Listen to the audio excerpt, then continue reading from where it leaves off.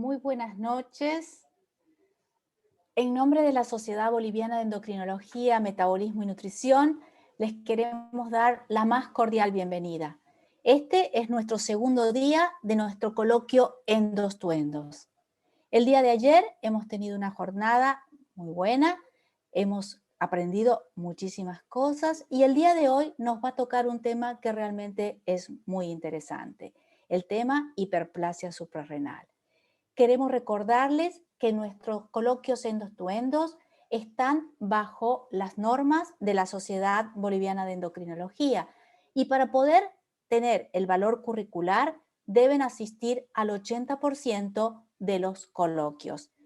Un favor a aquellas personas que tienen su denominación en los correos electrónicos, que tengan su nombre para que nosotros podamos ubicarlos y ponerles el nombre correcto en su certificado.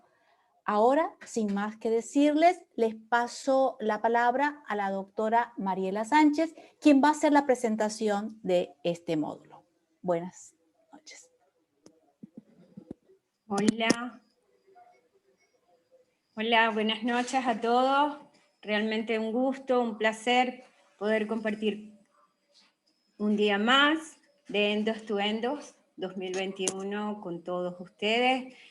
Como decía Lucía, nuestra presidenta, abiertos, dispuestos a aprender y a ampliar nuestros conocimientos sobre hiperplasia suprarrenal congénita. Para el día de hoy, bueno, vamos a compartir con nuestros invitados, coordinadores, no sé qué pasa aquí con mi presentación, Eric. Ok, ya está.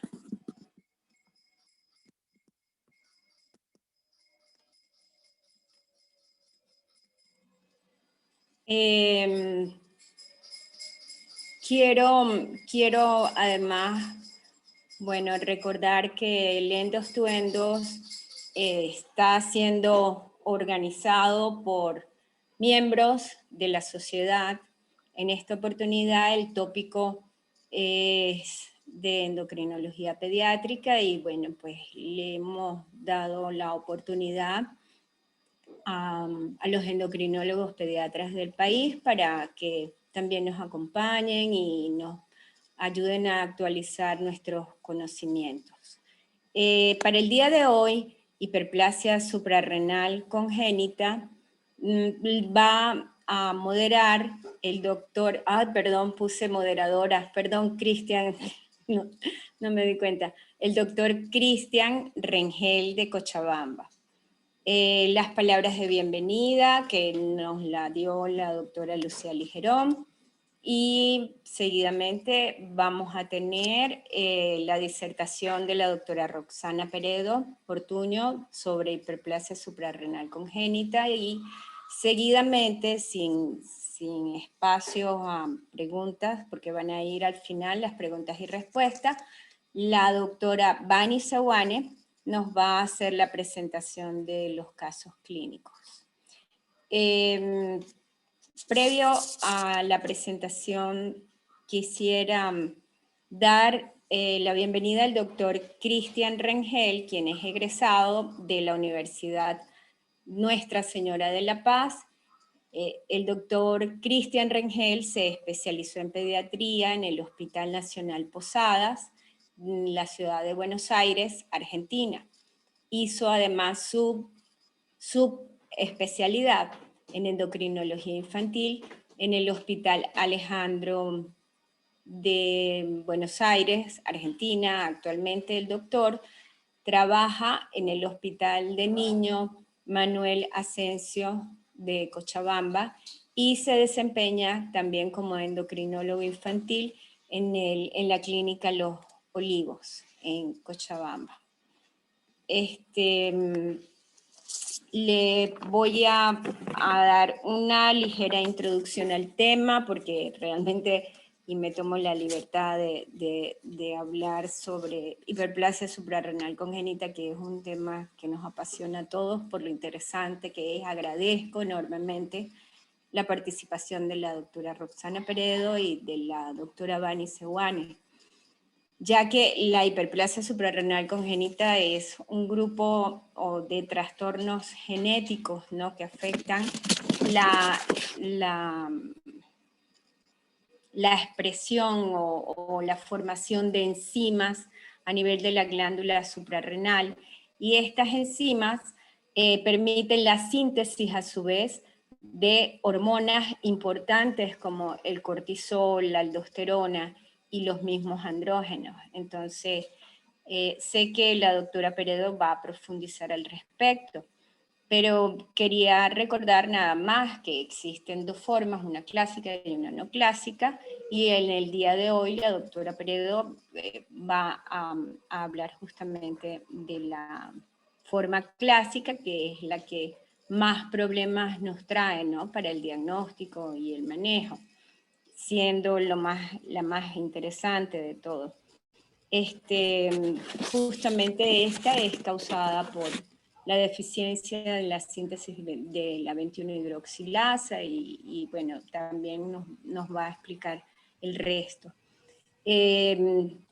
Pues darle la bienvenida al doctor Cristian nuevamente y adelante, doctor, para que presente a nuestra doctora Peredo, perdón, Roxana Peredo. Bien, buenas noches a todos, a toda la Sociedad Boliviana de Endocrino, que bueno, para nosotros también es un gusto estar compartiendo con ustedes esta linda noche, digamos, donde vamos a tocar un tema muy importante para todos los que hacemos endocrinología. Y bueno, si nos están también escuchando algunos pediatras o algunos internistas, obviamente va a ser muy riquísimo el día de hoy compartir algunos tópicos y temas de la hiperplasia suprarrenal, un tema tan importante para nosotros. Así que también sin mucho preámbulo en el tema, quiero dar la bienvenida y agradecer a la doctora Roxana Peredo, que nos va a dar el tema ahora como hiperplasia suprarrenal. Para mí es un gusto también porque, bueno, nos hemos formado en el mismo hospital en pediatría, así que es un honor y un placer presentarla. Es, como les dije, una médica especializada en pediatría en el Hospital Alejandro Posadas de Buenos Aires, que tiene su convenio con el Hospital de Buenos Aires, y te ha hecho la subespecialidad en endocrinología pediátrica en el Hospital Garrahan de Buenos Aires, Argentina. Hay muchísimas cosas más por decir de Roxana, es una gran compañera y amiga, así que les doy la bienvenida a la doctora Peredo para que empiece la charla, y después seguimos con los casos clínicos por parte de la doctora Vani Seoane, que igual gran amiga, y la saludo y los saludo a todos. Muchas gracias por estar. Bueno, muy buenas noches a todos. Gracias por la invitación a la Sociedad Boliviana de Endocrinología y Metabolismo. Me siento honrada de formar parte de este coloquio. Y bueno, vamos a empezar a presentar el tema de hoy, que ya se nombró antes, que es la hiperplasia suprarrenal congénita.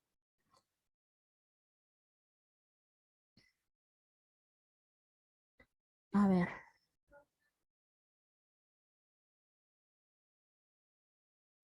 ¿Cómo hago para compartir? A ver, aquí. Ya está compartiendo, doctora. Ya. Maximice nada más. Ok. Maximizar. ¿Dónde se maximiza? ¿Dónde la maximizo?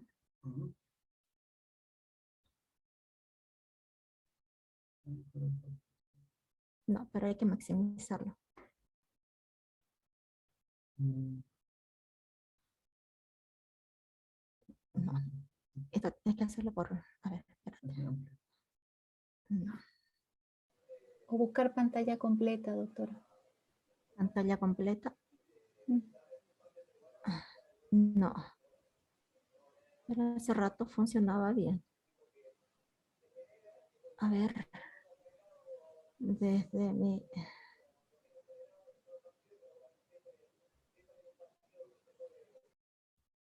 Ahora sí. ¿Lo están viendo? No, ¿no? No, no está en la presentación. No, doctora, no se ve. Ah, a ver, acá. Ahí. Ahí se puede ver. Sí, otra puede habilitar su pantalla ahora ya arriba. Esa. Ya, ahí está. Bueno, antes de hablar de hiperplasia suprarrenal congénita, tenemos que hablar de lo que es la anatomía de las glándulas suprarrenales. Las glándulas suprarrenales son unas pequeñas glándulas que no pesan más de 4 gramos, que están situadas arriba en el polo superior de ambos riñones y presentan 2 zonas importantes, que es la parte de la corteza, que es la parte externa, y la zona central, que es la médula. La corteza se caracteriza principalmente por presentar 3 zonas importantes, que serían las zonas glomerular, fascicular y la zona reticular. ¿Sí? Bueno, ¿por qué es importante saber de estas glándulas? Estas glándulas tienen el trabajo importante de producir hormonas, ¿sí? Producen hormonas como ser el cortisol, que es la hormona que es la que regula la glucosa. La glucosa en sí lo que ayuda a través del cortisol es a combatirnos el estrés, las enfermedades y las lesiones, que también pueden ser parte del estrés. Regula la glucosa en la sangre y la presión arterial. También son encargadas de fabricar otra hormona que es la que regula la sal, que se llama aldosterona. La aldosterona lo que nos ayuda es a mantener el equilibrio correcto del sal, del sodio, del agua en el cuerpo, y regula también el volumen de la sangre y la presión arterial. Además, también producen otras hormonas que son encargadas de regular el crecimiento de los vellos, que son los andrógenos. Entonces, ¿qué es la hiperplasia suprarrenal? La hiperplasia suprarrenal en sí es un conjunto de enfermedades o familias que están caracterizados por presentar trastornos autosómicos recesivos que alteran la esteroidogénesis suprarrenal. ¿Qué quiere decir el trastorno autosómico recesivo? Que los papás tienen la mutación del gen, que son los responsables de la enfermedad, pero no están con la enfermedad manifiesta físicamente.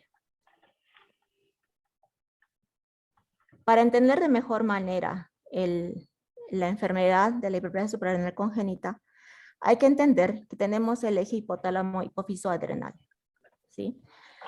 Este cuadrito es bastante sencillo, que nos ayuda de alguna manera a entender de qué manera se regula el eje.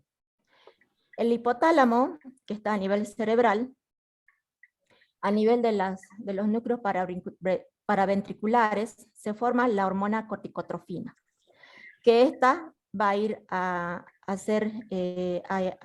estimular al lóbulo anterior de la hipófisis, y esto va a traer consigo la producción de ACTH. La ACTH va a ir a estimular a las adrenales de los riñones y va a producir las hormonas antes nombradas. Cuando esto no funciona, cuando hay un bloqueo en la información de la ACTH hacia las adrenales, se producen alteraciones, ¿sí? ¿Qué va a traer con esto? Que van a haber compromiso de la formación de las hormonas que habíamos nombrado antes, la aldosterona, el cortisol y los andrógenos, se van a ver comprometidos. ¿De qué manera? La aldosterona va a estar disminuida, no va a haber cortisol y va a haber exceso de andrógenos. ¿Cómo están adelante? Tomen asiento. ¿Cómo están? La ACTH se va a elevar. ¿Es el apellido? Celada. Bien. La ACTH se va a elevar y el cortisol Celada, va a Stephanie, empezar ¿no? a disminuir. Ya. ¿Primera vez que le estamos viendo? Sí, doctora. Ya. Este bloqueo. La mando. Sí. Bien. Cuéntame por qué la vamos a ver. Rico Celada, ¿no? Hola. Hola, ¿me están escuchando? Hola. Sí, doctora, se escucha muy bien. Sí, lo es que pasa es que hay una interrupción de alguien que Sí. está hablando, entonces no le permite a la doctora exponer. Sí, no puedo concentrarme. Sí, claro. Por favor, pongan los micrófonos en mute para que nos permitan escucharla a todos. Ok, ahora sí. Bien, continuamos. Como habíamos dicho antes, la retroalimentación negativa, que tiene que funcionar de forma perfecta en el eje hipotálamo hipófiso adrenal, se va a ver bloqueada, y esto va a tener como consecuencia la elevación del ACTH y la disminución del cortisol. ¿Y por qué se bloquean este nivel? ¿Por qué se bloquea? Es responsable son las enzimas, ¿sí? Hay unas enzimas que son sumamente importantes para que la ACTH pueda actuar a nivel de las adrenales. Y estas enzimas están descritas en total 7, ¿sí? 7 enzimas responsables de formas clínicas de la hiperplasia suprarrenal congénita, y estas enzimas son la enzima 3-beta hidroxiesteroide deshidrogenasa, la enzima 11-beta dehidroxilasa, la enzima 17 alfa hidroxilasa, 17.20 liasa, la enzima 21 hidroxilasa, que es la más importante ahora porque es la que vamos a discutir de forma más amplia, la enzima 20-22 desmolasa y el déficit de la proteína STAR, además de la enzima 20-22 desmolasa. Bien. Aquí tenemos toda una figura que muestra lo que es el metabolismo del colesterol para que se convierta en esteroides, ¿sí? Como les había comentado antes, la déficit o el déficit de la 21 hidroxilasa es la más común y es la que nos interesa hoy en día, porque nos va a presentar más del 90% de los defectos esteroidogénicos. Esta es una mutación en el gen del CYP21A2, produce como clínica el hiperandrogenismo y virilización más pérdida salina en la etapa neonatal, ¿sí? Además tenemos las otras enzimas, que es la 11-hidroxilasa, que se manifiesta con hiperandrogenismo y virilización más hipertensión arterial. La 17-hidroxil alfa hidroxilasa, que tiene como características el hipogonadismo hipergonadotrófico más hipertensión arterial. La 3-beta deshidrogenasa, que nos va a dar como características el hipogonadismo en los varones, la virilización en las niñas y la insuficiencia adrenal.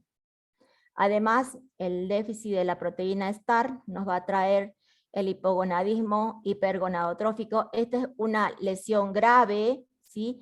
Que gracias a Dios es bastante infrecuente, pero es bueno saber que puede presentarse con hipogonadismo hipergonadotrófico, como decía antes, y una insuficiencia adrenal. Y bueno, aquí volvemos a repetir la imagencita previa, que aquí donde están las estrellas es donde van a estar actuando las enzimas, que si faltan alguna de ellas, de las 7 enzimas, van a traer los síntomas que ya describimos antes. Bueno, como sabemos que la que más nos interesa ahora es la hiperplasia suprarrenal congénita por déficit de 21 hidroxilasa, sabemos que esta tiene formas clásicas y formas no clásicas. La forma clásica es la más importante en pediatría porque es la que nos va a traer síntomas bastante graves que pueden comprometer la vida del paciente o producir lesiones cerebrales. ¿De qué manera se caracteriza esta forma? Es la forma perdedora de sal, ¿sí? O sea que la aldosterona no hay, está afectada la parte de la aldosterona, hay virilización, más pérdida salina, o sea los andrógenos están altísimos. Esto ya se manifiesta en la etapa neonatal en el 75% de las veces, ¿sí? Que esto también puede ser evitado cuando una mujer hace controles prenatales y tiene conocimiento de niños nacidos con esta enfermedad. Esta es la forma clásica, la perdedora de sal. Y tenemos también otro subtipo dentro de la forma clásica, que es la virilizante simple, que la virilizante simple en realidad es una niña, ¿sí? Es una niña que está virilizada sin pérdida salina. Es importante saber acá, la virilización en las niñas, la vamos a discutir más adelante con unos gráficos. La forma no clásica es, gracias a Dios, si bien la forma clásica es de 1 a, se presenta de una frecuencia de 1 en 15.000, y la forma no clásica es 1 en 1000, pero la forma no clásica es la menos grave porque comienza durante la segunda infancia o en la pubertad. Bueno. No sé qué pasó acá, sí. La hiperplasia suprarrenal congénita tiene como cuadro clínico las formas clínicas, ¿no? Sabemos que la forma clásica perdedora de sal va a tener, como habíamos dicho, los genitales ambiguos, ¿sí? El aumento de la velocidad de crecimiento, la maduración esquelética elevada, una pubarca precoz, va a traer como síntoma una axilarca precoz, una pseudopubertad precoz y acné. La deficiencia mineralocorticoidea se manifiesta mediante disminución del gasto cardíaco, hiponatremia, hipercalemia, pérdida de salina, que se puede presentar en ambos sexos dentro de los 7 a 14 días de vida. Y la deficiencia de glucocorticoidea, el principal síntoma van a ser cuadros agudos de pérdidas salinas, con hiponatremia, hipercalemia, hipoglucemia, la acidosis metabólica franca, va a haber un shock hipovolémico, el cuadro insidioso puede presentarse como una mala actitud alimentaria, una pérdida de peso y vómitos. Acá tenemos que estar muy atentos ante los síntomas de los neonatos que vienen a consultar en los primeros días de vida para tomar en cuenta estos síntomas y sobre todo si están acompañados de un genital ambiguo si se trata de una mujer. Bueno, las formas clásicas es en realidad una forma severa que se manifiesta en la vida intrauterina, ¿sí? Y se presenta con un cuadro clínico al nacimiento o en etapas tempranas de la vida. Este cuadro clínico está compuesto, como lo nombramos anteriormente, con síntomas de insuficiencia glucocorticoidea y mineralocorticoidea, como ser la hiponatremia y la hipercalemia, además de la producción excesiva de andrógenos. La manifestación más evidente es la virilización de las niñas. Hay que estar muy atentos a la presencia de genitales ambiguos, ¿sí? Los varones pueden presentarse con macrogenitalismo, ¿está bien? El tamaño del falo en el recién nacido, hay estándares para poder medir el falo de un niño y poder decir si es que tienes clínica de macrogenitalismo. Hay estándares, valores en número de centímetros para un recién nacido. El cuadro originado por el exceso de andrógenos es la suma atribuida a la producción insuficiente de cortisol y aldosterona. Y los glucocorticoides en este caso aumentarían la contractilidad y el gasto cardíaco para sensibilizar el corazón y evitar los efectos presores de las catecolaminas y las hormonas. La hiperplasia suprarrenal congénita se debe genéticamente a la deficiencia o la mutación del gen CYP21. Esta enzima es la 21 y es la que va a actuar a nivel de la enzima 21 hidroxilasa. Es una proteína de 494 aminoácidos y de este tipo existen alrededor de 120 mutaciones. ¿Está bien? Se encuentra en el cromosoma 6, en el brazo corto, en el sector 21.3. La hiperplasia suprarrenal congénita por deficiencia de la 21-hidroxilasa, la pérdida de sal, ¿de qué manera podemos diagnosticar? Tenemos que saber el cuadro clínico, estar atentos a los cuadros clínicos antes mencionados, al laboratorio y al estudio molecular.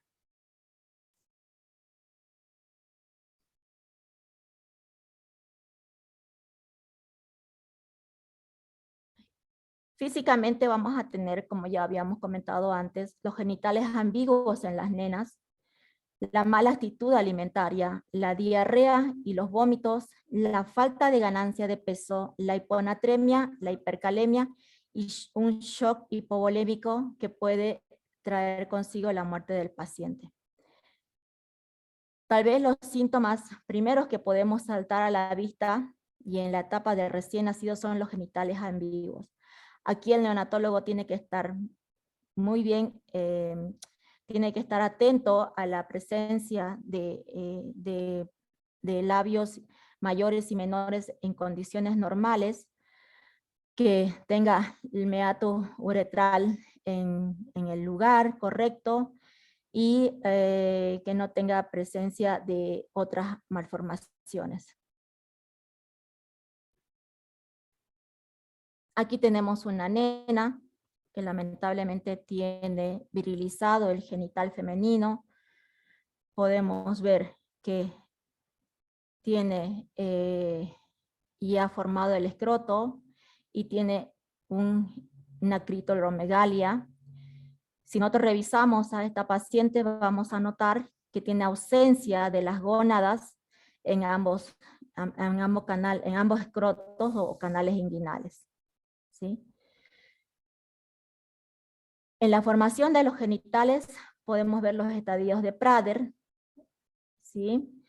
El Prader 1 se caracteriza por una hipertrofia leve del clítoris. El Prader 2 con una hipertrofia también de clítoris un poquito más marcada, con algo de compromiso del seno urogenital.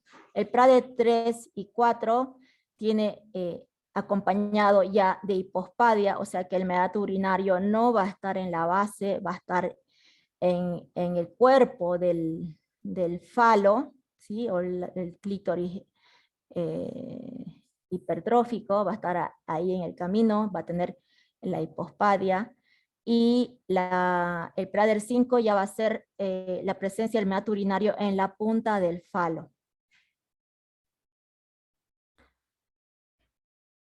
¿De qué manera podemos hacer diagnóstico? Ya habíamos dicho que las gónadas tenemos que palparlas, ¿sí?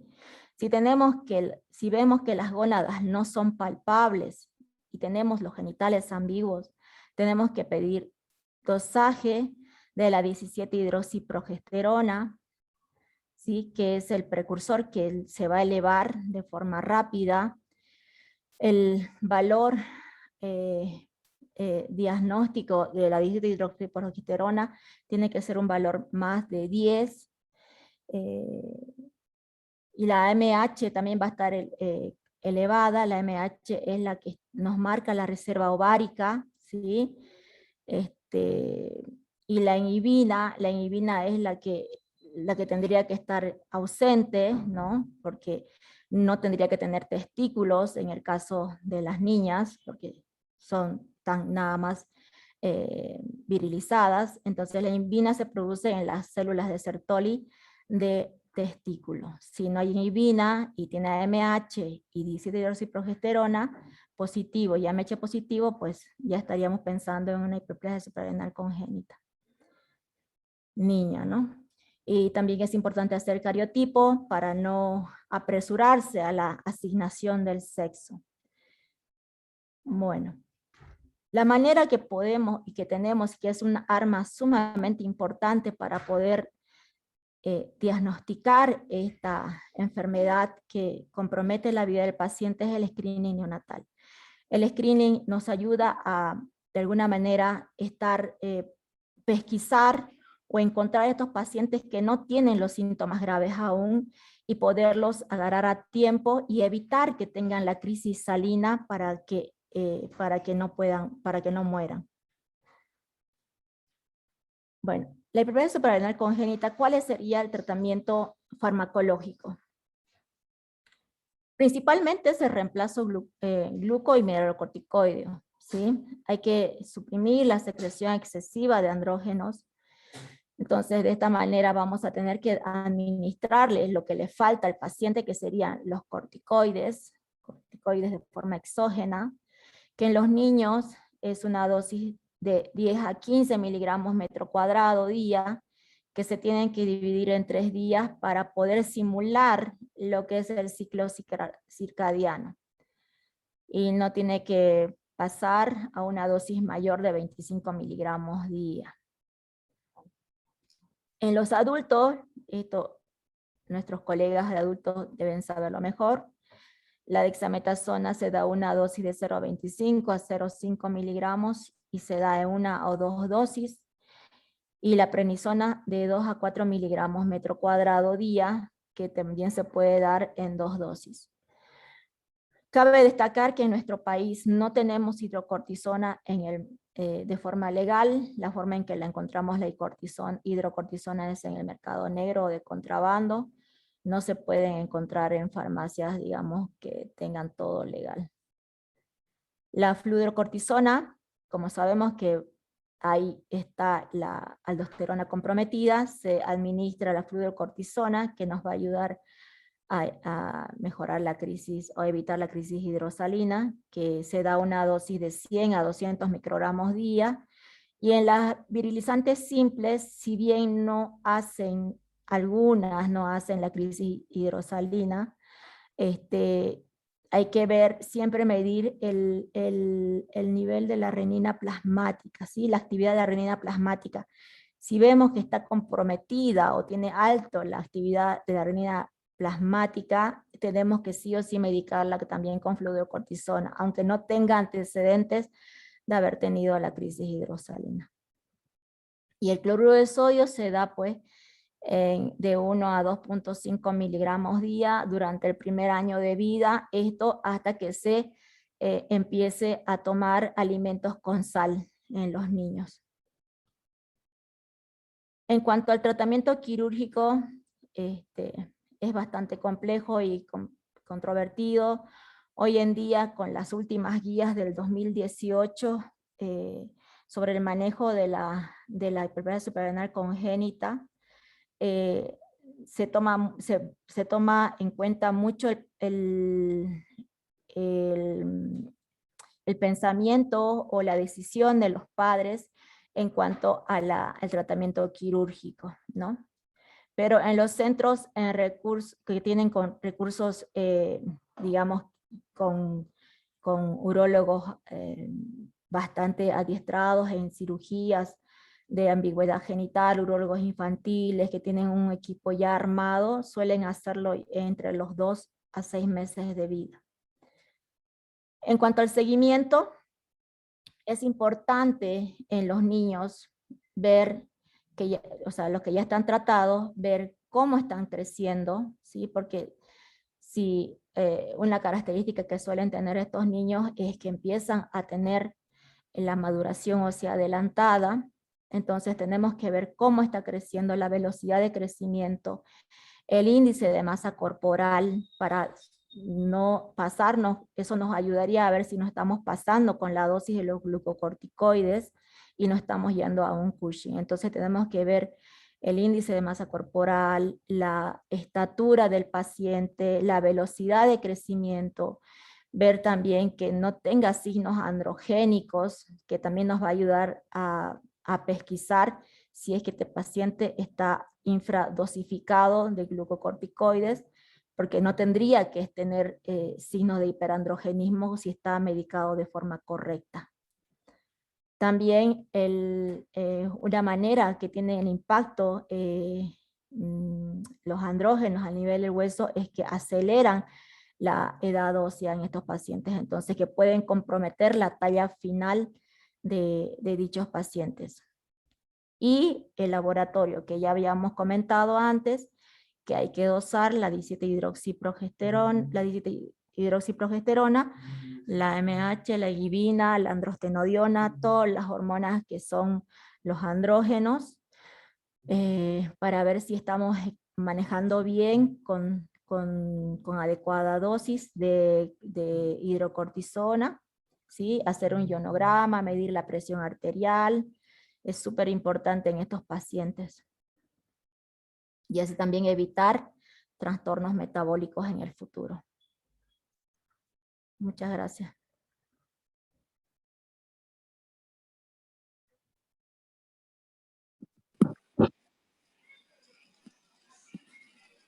Bien, muchísimas gracias a la doctora Peredo por su brillante participación.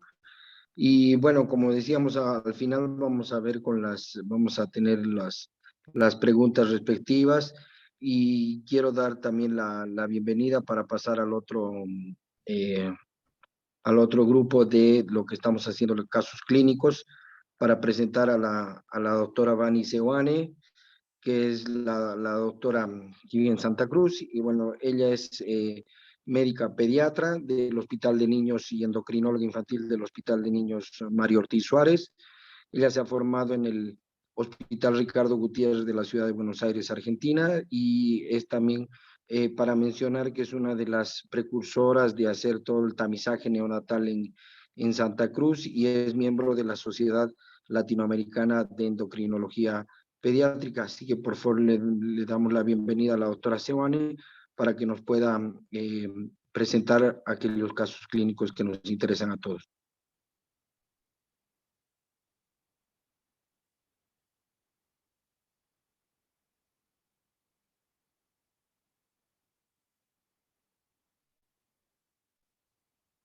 Hola, buenas noches. ¿Me dan pantalla, por favor?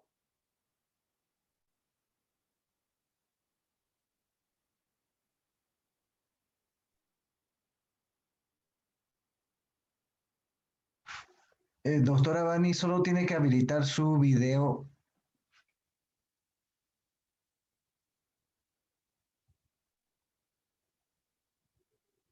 Ahora sí, ya se la ve. Y buenas noches a todos. Vamos a pasar al caso clínico. Un segundito. No.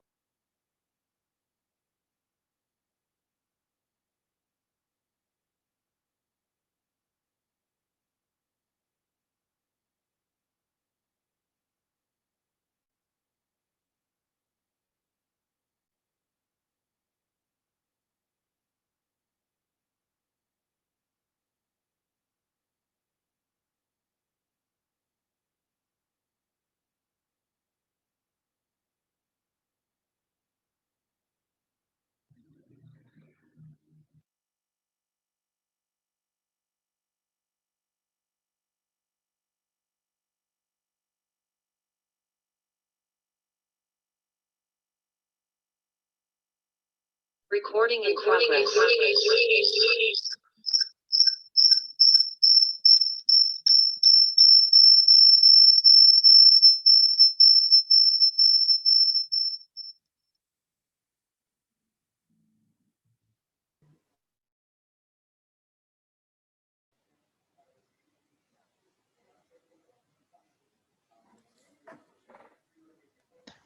Doctora Vani, tiene que habilitar su micrófono.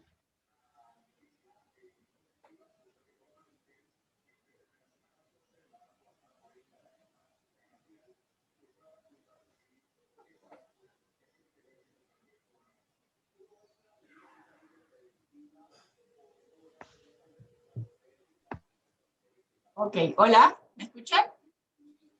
Ahora sí, doctora. Sí. Ya. Ok, van a disculpar.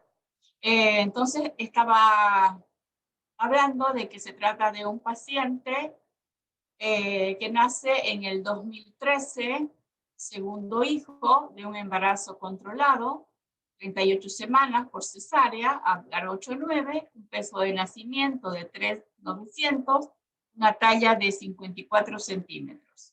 La madre de Cochabamba, 30 años, y el papá del Beni, nace en una clínica privada donde cuando le hacen los controles, una TSH neonatal normal, no tiene ninguna otra enfermedad neonatal tamizada, y se da alta al segundo día, con un bebé aparentemente sexo masculino, en buen estado general, con pecho materno y leche maternizada. Entre los antecedentes patológicos, antes de que nosotros pudiéramos ver al paciente, relata la madre que al tercer día de vida presenta dificultad respiratoria y consulta a la clínica particular donde nació, y lo internan durante 7 días. Aparentemente la mamá dice que fue una neumonía. A los 7 días de internación, más o menos acá ya tenía 10 días de vida, le dan el alta médica. A los 15 días de vida del paciente y a los 30 días se vuelve a internar con el mismo cuadro. A los 15 días y a los 30 días, este neonato tenía vómitos, tenía diarrea y con tendencia a deshidratación, y era internado. Y a los 15 días fue internado, se le dio de alta, a los 30 días también fue internado, se lo hidrató y se le volvió a dar de alta. Ah, no, perdón. Acá, al mes de vida, en la clínica privada, se lo interna y ya lo estudian y aparentemente encuentran alguna alteración en el sodio, y fue evaluado por un médico especialista quien lo medica con prednisona 10 miligramos al día y se le da la alta médica. Y esto fue a los 30 días de vida. Bien, al mes y 15 días se vuelve a internar en el hospital de la Villa 1 de Mayo. Ok, entonces los antecedentes de la enfermedad actual: el paciente referido del hospital de la Villa 1 de Mayo, con 1 mes y 16 días, 3 kilos 400, había nacido con 3 kilos 900, ella estaba con una pérdida de 500 gramos de peso y 56 centímetros, bueno, estaba creciendo bien, demasiado. El cuadro clínico antes del ingreso había comenzado 24 horas antes con la misma sintomatología de los anteriores episodios: vómitos, diarrea. En esta oportunidad se encontraba con letargo, somnolencia, rechazo alimentario y con el antecedente de haber sido medicado con prednisona 10 miligramos al día. Inmediatamente en el hospital de la Villa 1 de Mayo, al saber todos estos antecedentes, lo derivan al hospital de niños. Entonces, ingresa al hospital. En realidad es 1 mes y 14 días, peso de nacimiento 3,400, talla 56, bueno, en mal estado general, hipotónico, pálido, mucosas secas, enoftalmos bilateral, piel fría, fontanela deprimida, un leve aumento de la frecuencia respiratoria con buena entrada de aire bilateral pulmonar, ruidos cardíacos rítmicos, abdomen normal, genitales externos masculinos, testículos en escrotos, buenos cuerpos cavernosos en falo.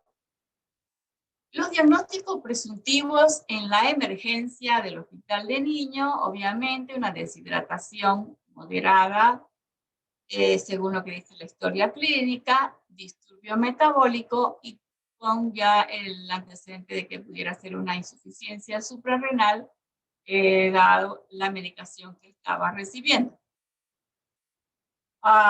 El paciente del ingreso, lo primero que se hace es hidratar al paciente por las condiciones en las que ingresa con solución fisiológica a 20 ml por kilo, y luego se le realizan estudios de laboratorios luego de la expansión. Los estudios que se solicitaron fueron hemograma, glicemia, urea creatinina, ionograma, gasometría, calcio, orina completa.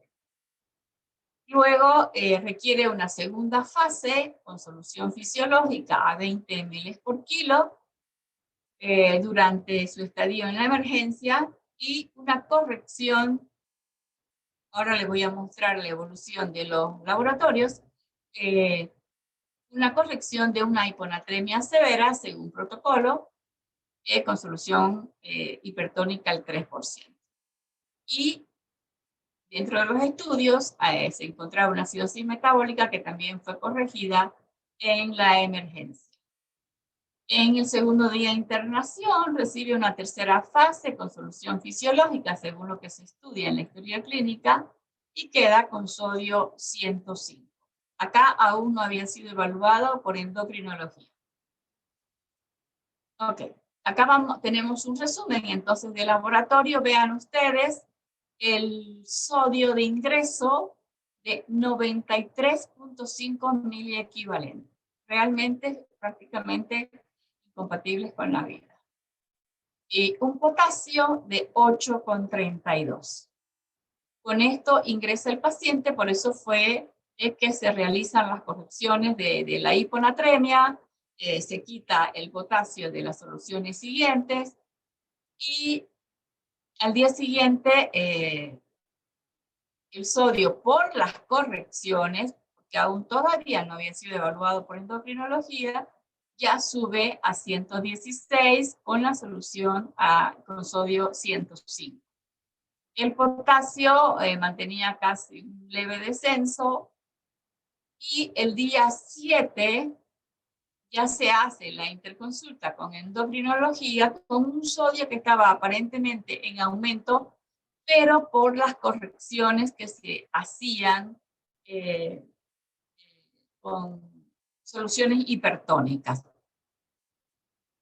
Con el antecedente del paciente que estaba medicado y con el sodio extremadamente bajo y un potasio alto, nuestra primera impresión, obviamente, en un niño varón, es de que se trataba de una hiperplasia suprarrenal perdedora de sal por la deficiencia de la producción de aldosterona. Según como ustedes escucharon en la charla, el déficit de 21-hidroxilasa, que es en el 90% de la enzima que produce la hiperplasia suprarrenal o la enzima que es deficiente y por la cual no se puede llegar a formar cortisol y aldosterona, bueno, produce este cuadro, que no lo produce otra patología. Y quiero que quede bien claro para los pediatras que cuando tengan un neonato con una hiponatremia severa, deshidratación e hipercalemia, sobre todo cuando se trata de varoncitos que no hay otra alteración a nivel genital que nos advierta, como sucede en las niñas, que hay genitales ambiguos, donde realmente podemos darnos cuenta que está pasando algo. Esta situación puede salvar a ese neonato porque el único cuadro que puede producir esto es el hipoaldosteronismo, la ausencia total de producción de aldosterona, por lo que se elimina todo el sodio y se retiene el potasio en sangre. El día 7 se hace la interconsulta con endocrinología. Bueno, los residentes ya saben este tipo de cuadros, ya le habían solicitado una 17-hidroxiprogesterona, pero recuerden que estaba medicado con 10 miligramos de prednisona. Por lo tanto, la 17-hidroxi estaba totalmente inhibida. Un cortisol de 42 y una androstenediona de 3 nanogramos por decilitro. Quiero decirle para todos mis colegas que nosotros solamente hacemos el diagnóstico por razones económicas, que ya voy a mostrar después. Cuando sospechamos de una hiperplasia suprarrenal, hacemos el diagnóstico con 17-hidroxiprogesterona, androstenediona y un simple ionograma.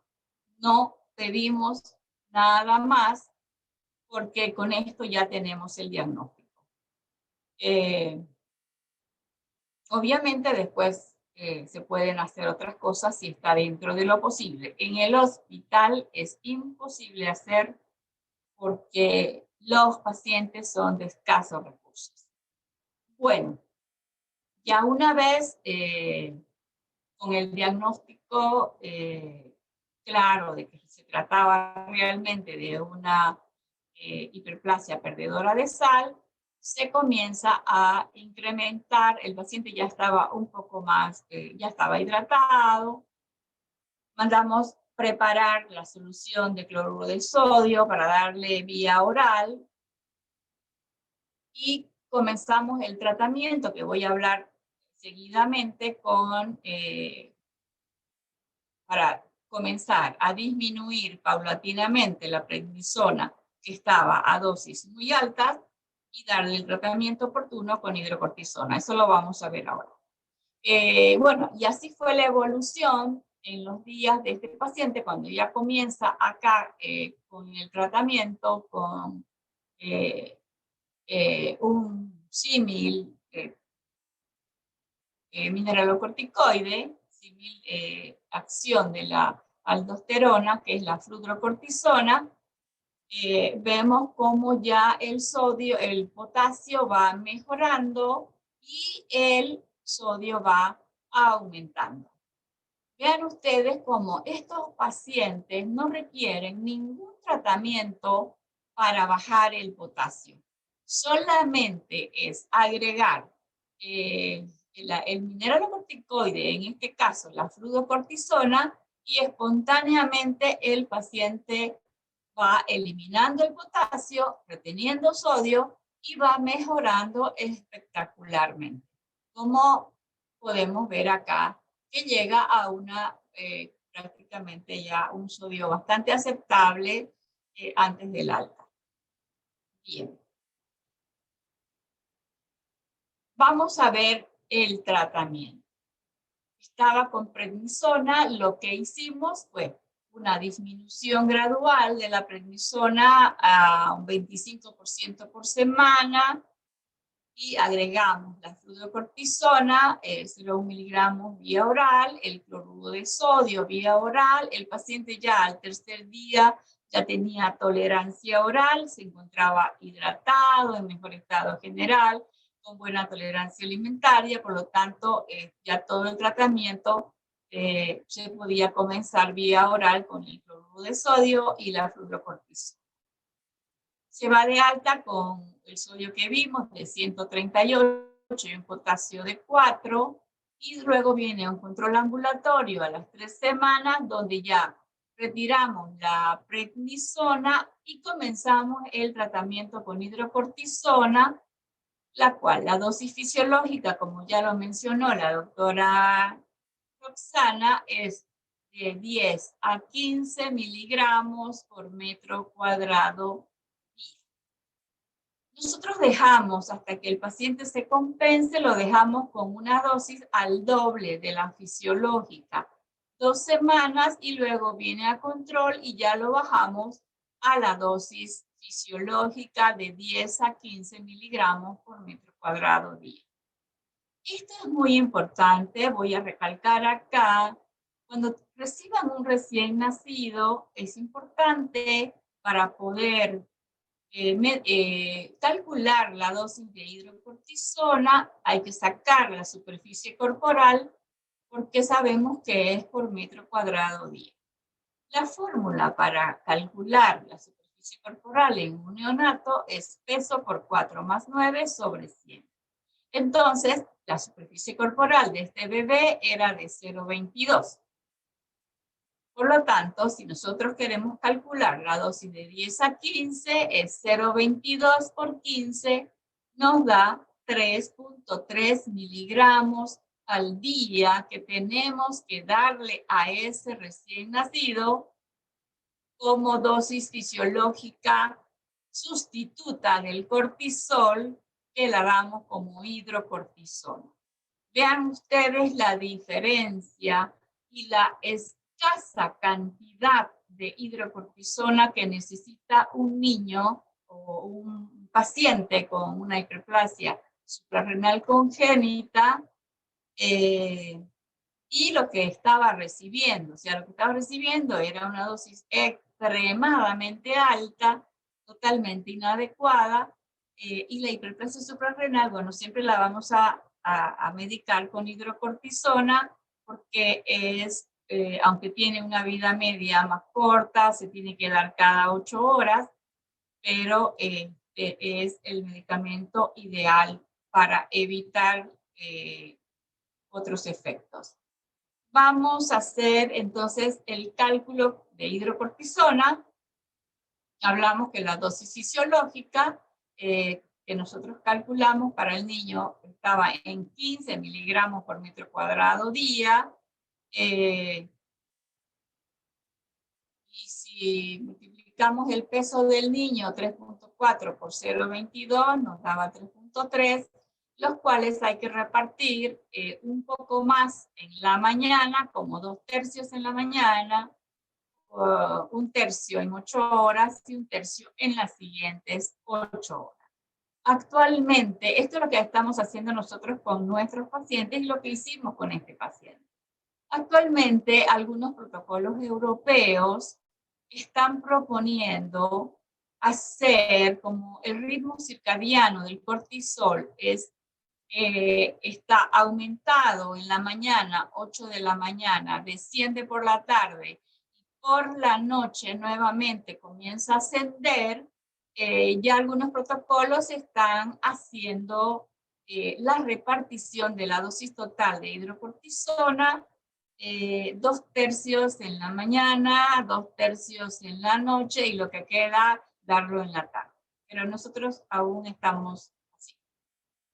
Bueno, entonces, en estos pacientes, nosotros es tan importante educar a la mamá porque el tratamiento es sumamente importante. Uno que tiene que hacerlo cada 8 horas durante toda la adolescencia hasta que termine de crecer, y realmente es algo que los padres no cumplen. A veces se olvidan de darle en la noche o se olvidan de darle en la mañana. Entonces, eso trae efectos como los que vamos a ver ahora más adelante. Tenemos que educar a la madre para que cuando pase por un estrés leve, como ser fiebre, cuando se lo vacuna, cuando tiene un resfrío, la dosis fisiológica que nosotros le estamos calculando a 10 a 15, se la duplicamos entre, si recibe 10, le vamos a dar 20, si recibe 15, le vamos a dar a 30 miligramos metro cuadrado día, y eso la mamá lo sabe manejar porque se lo damos escrito en una cartilla. Entonces, cuando ya el niño pasa por estas situaciones de un estrés leve, la mamá automáticamente duplica las dosis que se le está dando. Es muy importante saber, también entregamos en el Hospital de Niños nosotros una hoja para el pediatra que pueda recibirlo en una emergencia a este niño que pueda tener una intercurrencia grave, donde la dosis antiestrés grave es 5 veces más la dosis fisiológica. Entonces, si él estaba recibiendo 3 miligramos al día, esa dosis la multiplicamos por 5 y sale que le vamos a dar 16.5 o 17, se puede redondear, al día. Si nosotros tenemos un paciente con un estrés grave que nos llega a la emergencia porque la madre le suspendió el tratamiento, como suele ocurrir, el pediatra el pediatra de emergencia, si no le lleva la hojita donde indica qué hacer, debe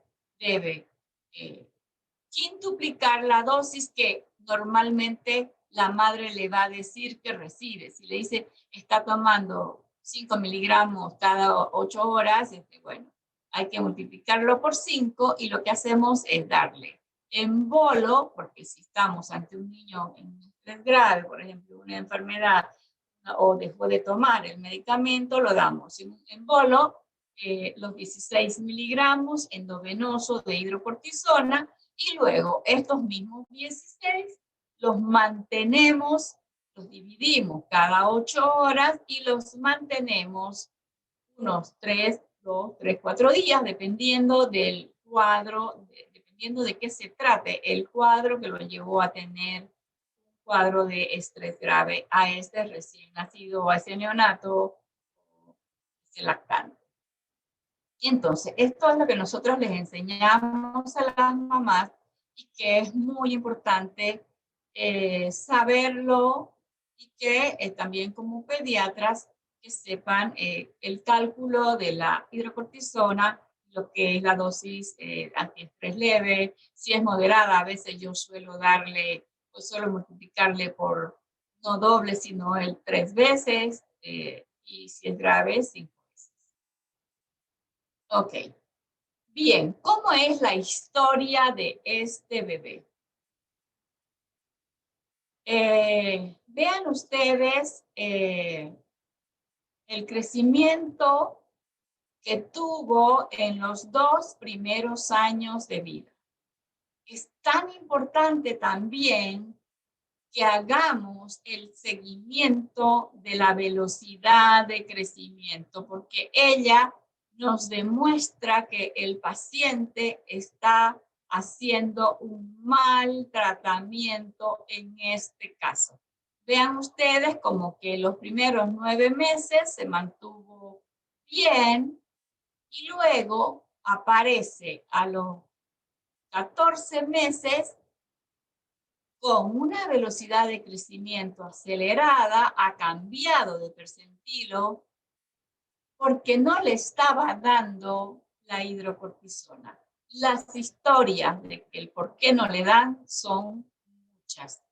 Una, porque se les acaba el medicamento y no tienen para comprar. Otra, porque la madre trabaja y le deja encargado al hermanito que le dé la dosis y no le da. Entonces son muchas historias las que llevan a que estos niños tengan un mal control. Entonces acá, con esta velocidad de crecimiento acelerada y con un control de 17-hidroxi muy elevado, se le aumenta la dosis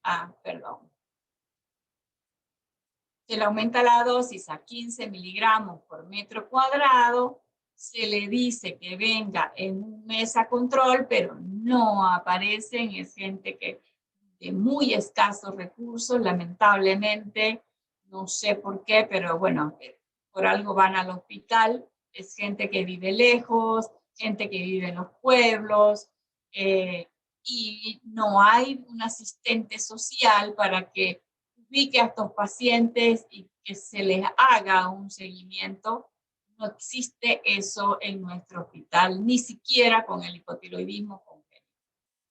Entonces, este paciente, después de haberle advertido de que es tan importante, que está creciendo demasiado, eso es porque está mal el control, las consecuencias de tener un mal tratamiento, bueno, igual aparece acá a los 18 y 20 meses con la misma, un poco más estable, pero igual seguía con una velocidad de crecimiento acelerada. Acá, en estas 3 oportunidades, el paciente tenía siempre las 17-hidroxiprogesteronas mayor de 50, mayor de 100, con un sodio normal y un potasio normal, recibiendo su cloruro de sodio 1 gramo por día. El problema estaba en cumplir la dosis de hidrocortisona cada 8 horas. O comprar la hidrocortisona, ya todos saben de que no hay hidrocortisona a veces en el mercado, en las farmacias, sabemos que las traen de contrabando, entonces a veces se acaban, no hay hidrocortisona, entonces los pacientes quedan un tiempo, algunos días sin tratamiento y realmente es muy, muy estresante la situación de nosotros porque sabemos que no encontramos el medicamento y no sabemos qué hacer. Este paciente se desapareció a los 2 años de vida, no volvió más. Aparece a los 6 años, acá. Miren ustedes el crecimiento exagerado que tenía este niño, porque su potencial genético estaba en percentil 50. A los 6 años aparece, obviamente, con una 17-hidroxi mayor de 100, relata que había suspendido la fluorhidrocortisona a los 3 años, ya no le había dado más, y que había suspendido también el cloruro de sodio. Se compensan estos niños con la alimentación, porque ya comienzan a comer la comida, y generalmente son niños que tienen una avidez intensa por la sal. Apareció acá a los 6 años, y esto les cuento que hace en este año. Fue dramático para nosotros verlo, porque el niño realmente estaba con una 17-hidroxi mayor de 100, el sodio y el potasio estaban en valores normales, por lo tanto, algunos niños se ve de que la fluorhidrocortisona puede mantener, digamos, un nivel normal a veces de la natremia con un progreso de peso adecuado sin recibir la fluorhidrocortisona. Este era el caso del niño, ya no recibía. ¿Qué hicimos nosotros? Acá le aumentamos a 20 miligramos por metro cuadrado de superficie corporal para bajar más rápido la 17-hidroxi y frenar la... Miren ustedes, le pedimos una edad ósea. Esto es tan alarmante. La edad ósea correspondía a 13 años y el niño tiene 6. Las altas dosis de 17-hidroxiprogesterona, androstenediona, realmente aceleran la maduración ósea, y este niño nos llega en estas condiciones. Bueno, aumentamos la dosis para frenar velocidad de crecimiento y frenar maduración ósea, y nos viene a control hace como un mes atrás, con 7 años, 8 meses más o menos, y más o menos mantiene su velocidad de crecimiento, no siguió aumentando porque ya logró frenar acá, y también logramos como que, bueno, no estabilizar un poco la maduración ósea. Pero acá el niño ya está...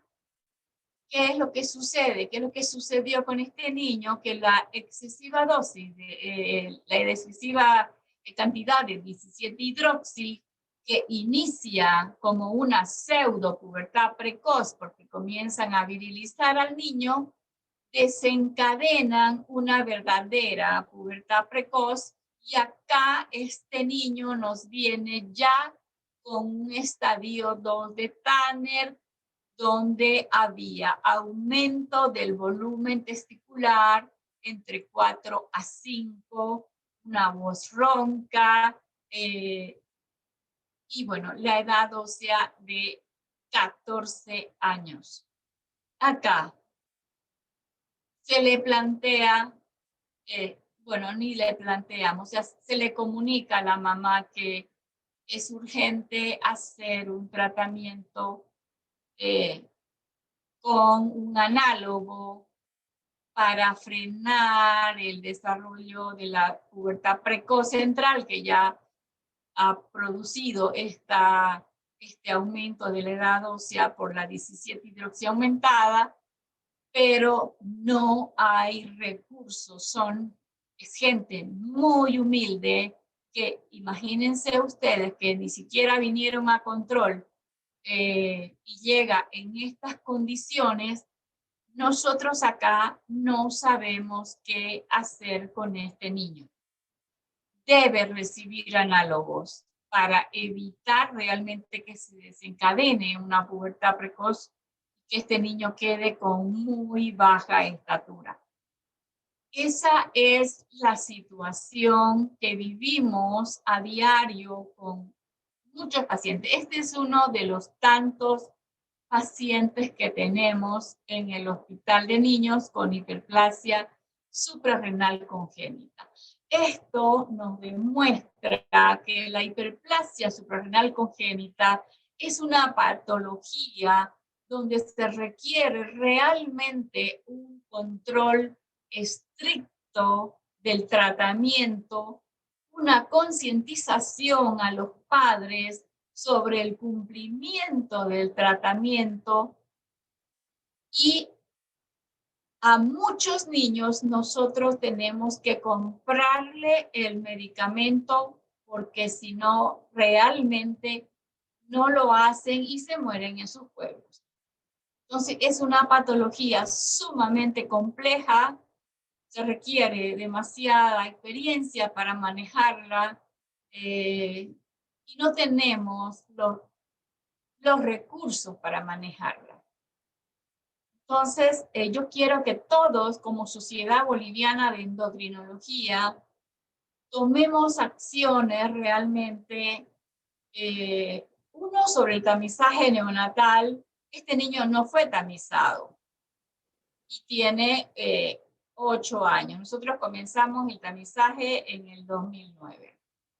El tamizaje de 17-hidroxi se hace cuando hay reactivo. Entonces, últimamente se está haciendo regularmente, pero en los años anteriores no se hacía regular.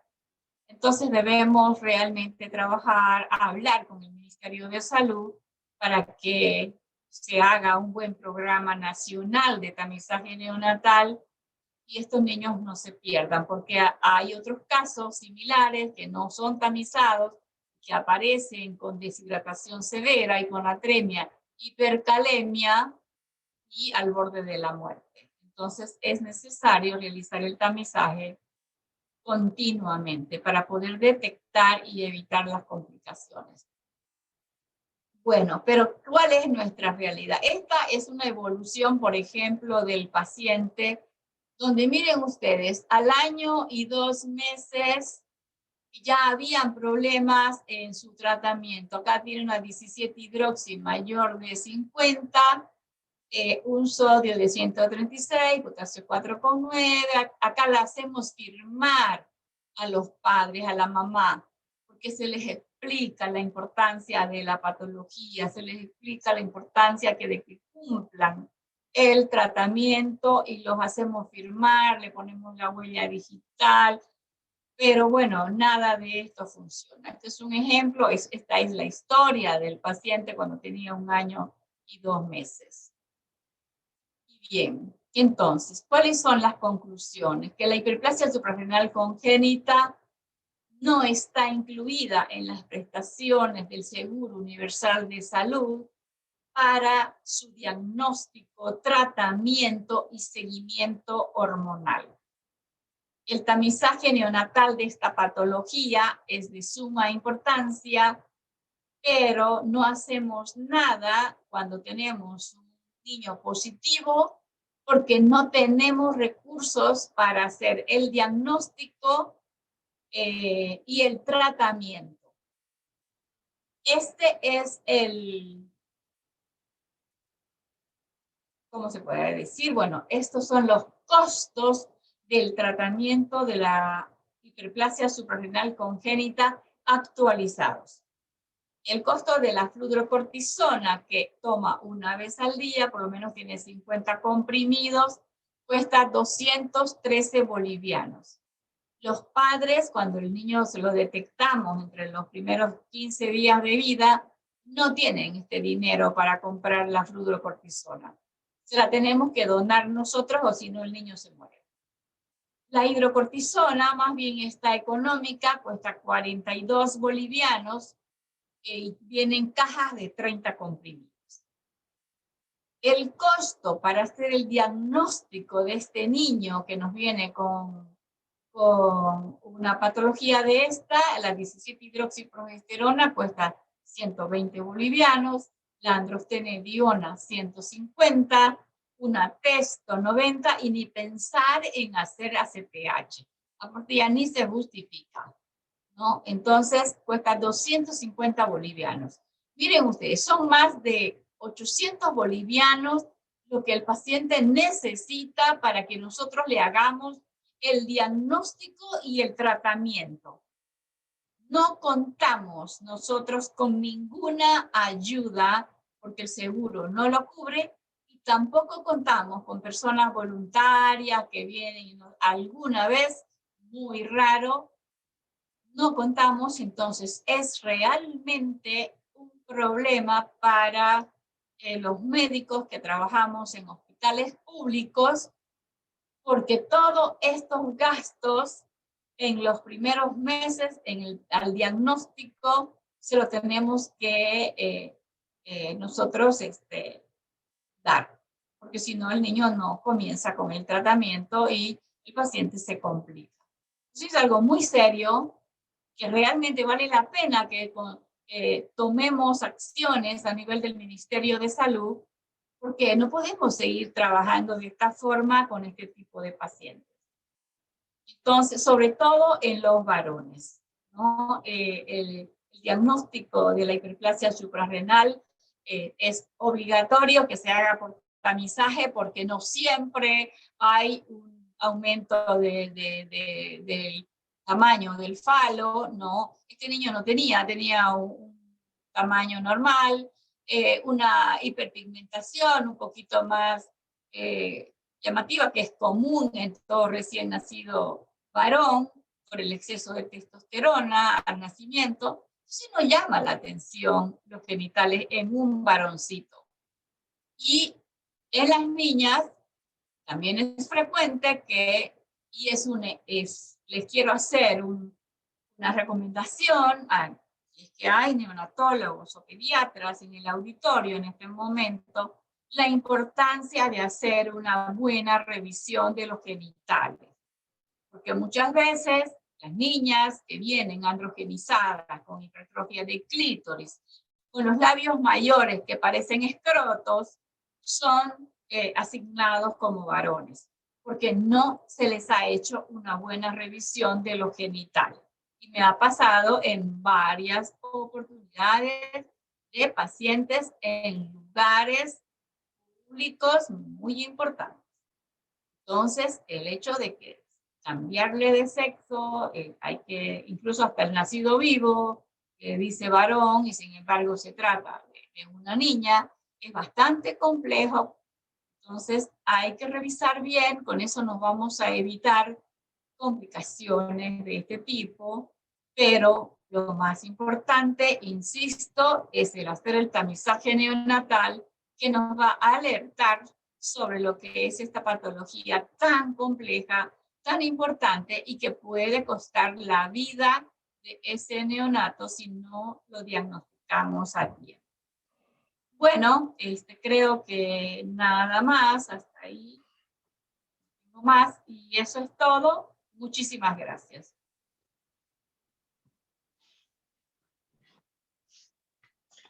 Bien, muchísimas gracias, doctora Bani.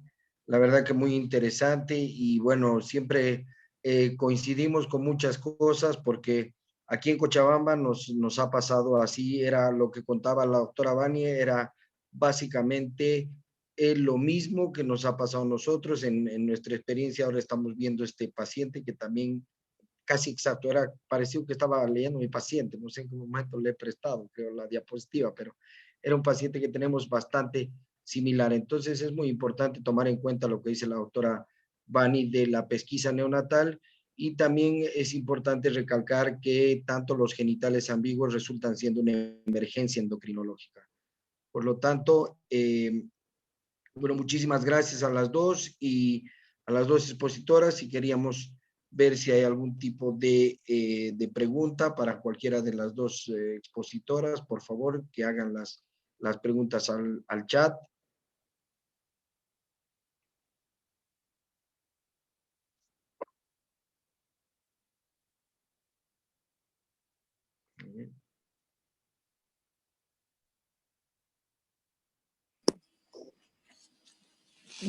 Yo puedo hacer una pregunta sin escribir.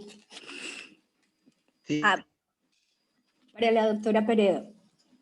Doctora, usted en su experiencia, ¿podría decir si la elevación de la 17-OHP podría presentarse de manera transitoria en pacientes pretérmino o en pacientes pequeños nacidos pequeños para la edad gestacional?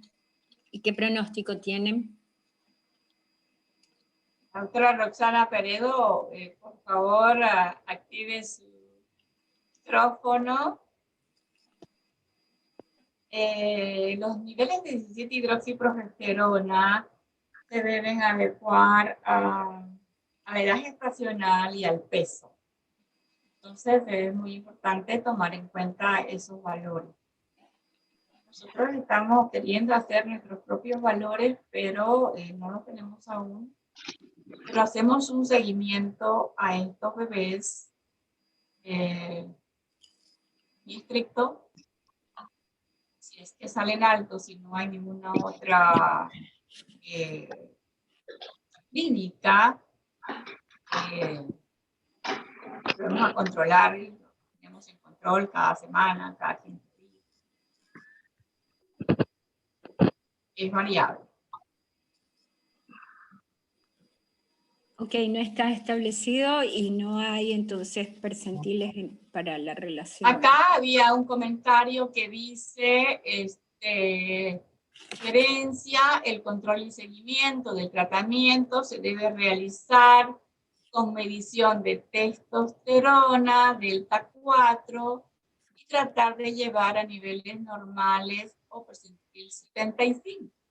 Entonces yo hablaba de que los controles los hacemos solo con 17-hidroxiprogesterona y androstenediona, porque los pacientes no los pagan, se los pagamos nosotros. Entonces no le voy a estar pidiendo testosterona porque me sale muy caro. Por esa razón nos limitamos por lo menos a tener una 17-hidroxi y una androstenediona, y el bionograma, obviamente, ¿no? Que es lo que hacemos gratis en el hospital. Hay muchas cosas que se pueden hacer, pero estamos limitados realmente. Al diagnóstico sí se le hace una testosterona en los varones. Iván, y por ahí ha asociado el sobrepeso, ¿no? A estos pacientes, fundamentalmente en las mujeres, y la insulinoresistencia, sí. Es muy importante en las niñas cuidar realmente el peso, porque tengo ya una niña de 15 años con obesidad, insulinoresistencia, medicada con metformina. Es dramático, es muy dramático. Hay que, como les decía, hay que educar mucho, concientizar mucho a las mamás. Es el hablar cada consulta, concientizar, bueno, prometerle cosas para que vuelvan, ¿no? Es cansador para los que trabajan en hospitales, me entienden. No es lo mismo para los que trabajan en cajas que tienen todo, ¿no? Y aún así creo que ni en las cajas hay, porque no está habilitada la hidrocortisona para importarla. Entonces, como que también deben tener problemas. Sí, en sí, hospitales no. es dramática la situación. No hay, Vani, no hay. Y vean ustedes los costos, ¿no? Cada control de 17-hidroxiandrostenediona son 300 bolivianos. La gente no tiene ni para su pasaje. Es así. Es difícil, pero tratamos, no dejamos a ninguno sin hacerle su tratamiento, proporcionarle sus controles, y bueno, hacemos todo.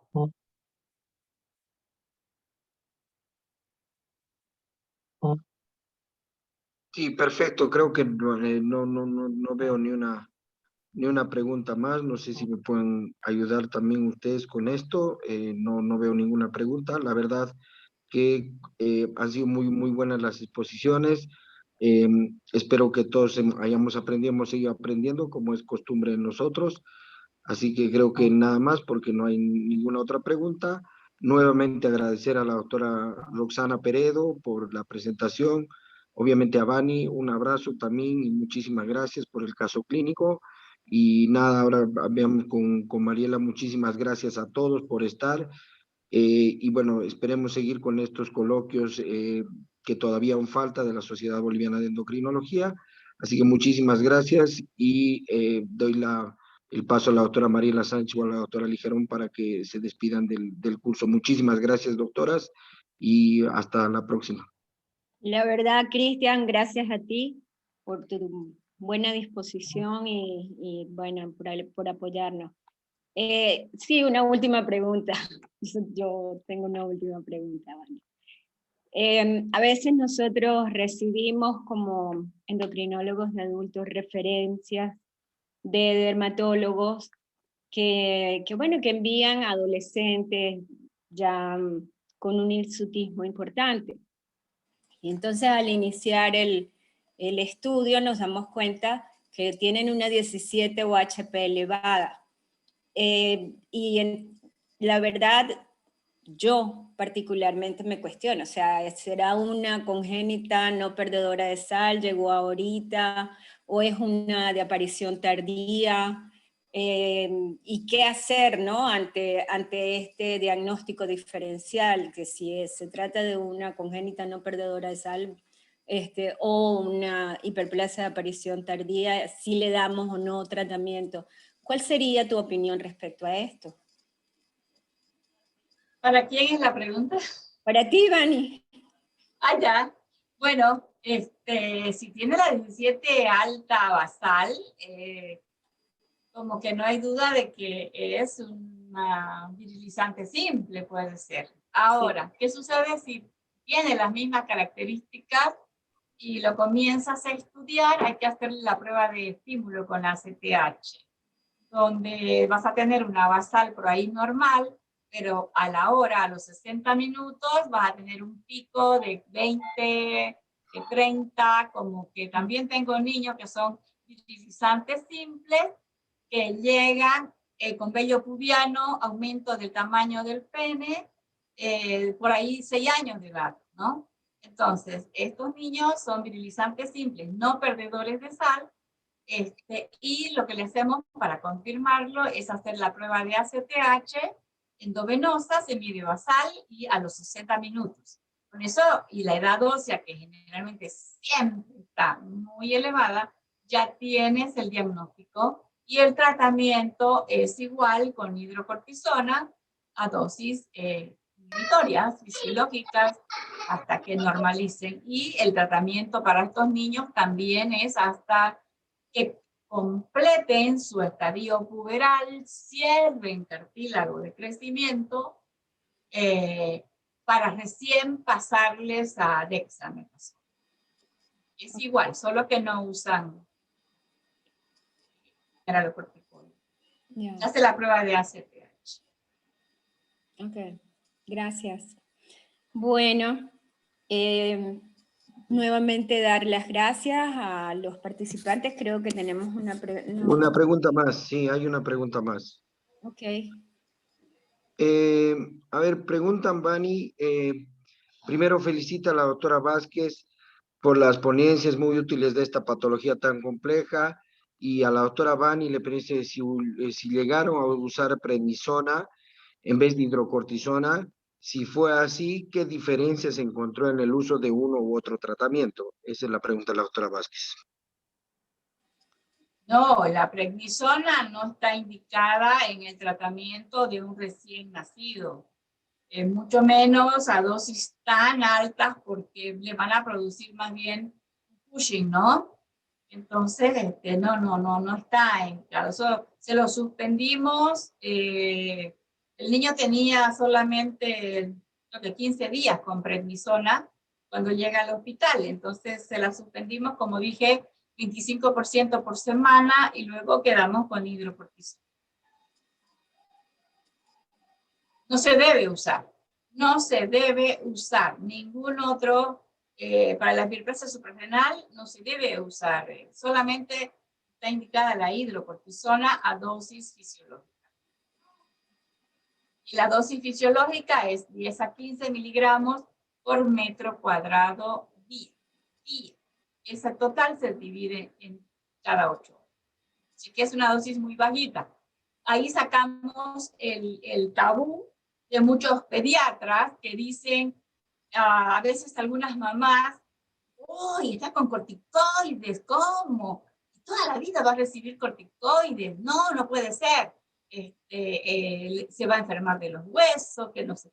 Empiezan a desanimar a las mamás y sin embargo la dosis que nosotros le estamos dando es tan ínfima porque es la fisiológica, la que producimos cada uno de nosotros para vivir. Entonces nunca va a tener un efecto adverso a la dosis fisiológica de 10 a 15 miligramos por metro cuadrado día, ¿no? Entonces es algo que es muy importante recalcar a los pediatras, porque he tenido casos que la mamá le suspendió la hidrocortisona porque un pediatra le dijo que los corticoides eran malos, ¿no? Pero la dosis que damos es la dosis fisiológica. Eso no produce ningún daño. Bien, gracias Vani. Y gracias a la doctora Roxana, Cristian, a todos los participantes, asistentes a este evento. Quedan invitados para nuestro coloquio número 6, que se va a llevar a cabo el 18 y el 19 del mes de agosto, en el que vamos a hablar también de glándula suprarrenal, esta vez en adultos.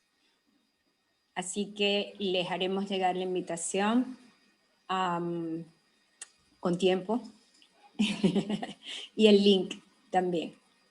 No sé si tienen algo que decir. Tú, Eric, Lucía, la doctora Roxana. La doctora Roxana escribe de que está con alguna dificultad en su micrófono, da muchas gracias y no ha podido responder la pregunta por eso, así que sabemos que hay alguna dificultad. No, creo que estamos muy bien, agradecerles a todos, doctora Roxana, Vani, doctor Rengel, Mariela por ayudar a colaborar a que esto se lleve a cabo. Ha sido un arduo trabajo realmente, pero bueno, dio unos frutos. Ha sido una jornada muy buena. Ayer y hoy hemos compartido temas que son bastante importantes para nosotros. Tu pedido, Vani, lo vamos a evaluar en la sociedad y vamos a ver en dónde estamos con el tema del tamizaje. Y bueno, invitarlos a todos a continuar. El objetivo de nuestro Endos to Endos es entre pares empezar a actualizarnos y compartir todas estas nuestras experiencias. Ese es el objetivo del Endos to Endos y bueno, continuamos con ello para empezar nuestro 6º módulo del tema suprarrenal. Viene muy interesante. Vamos a hablar de hiperaldosteronismo primario, vamos a hablar de feocromocitoma, así que los invitamos a participar como miembros de la sociedad a cada uno de ustedes. Bueno, agradecerles y buenas noches a todos por su participación. Muchísimas gracias. Buenas noches. Queremos recordar de que el Laboratorio SMER grabó estas 2 conferencias, la de ayer y la de hoy, y sí, bueno, nos pasará el link que vamos a colgar de la página web de la sociedad para que todos tengan acceso a las conferencias que se han venido realizando a lo largo del Endos to Endos, en la que gracias a Dios y gracias a los moduladores, coordinadores, hemos podido tener siempre invitados internacionales y participantes invitados nacionales, expertos en el tema. Buenas noches, mil gracias. Gracias a Eric, representante de NERC. Otra vez, gracias, doctores. Muchas gracias. Muchas gracias, buenas noches y buenas noches a todos. Gracias a todos. Buenas Gracias. noches. Sí, Buenas Gracias a noches. Doctora Mariela, Buenas muchas noches. gracias. Chao. Hasta luego, hasta mañana.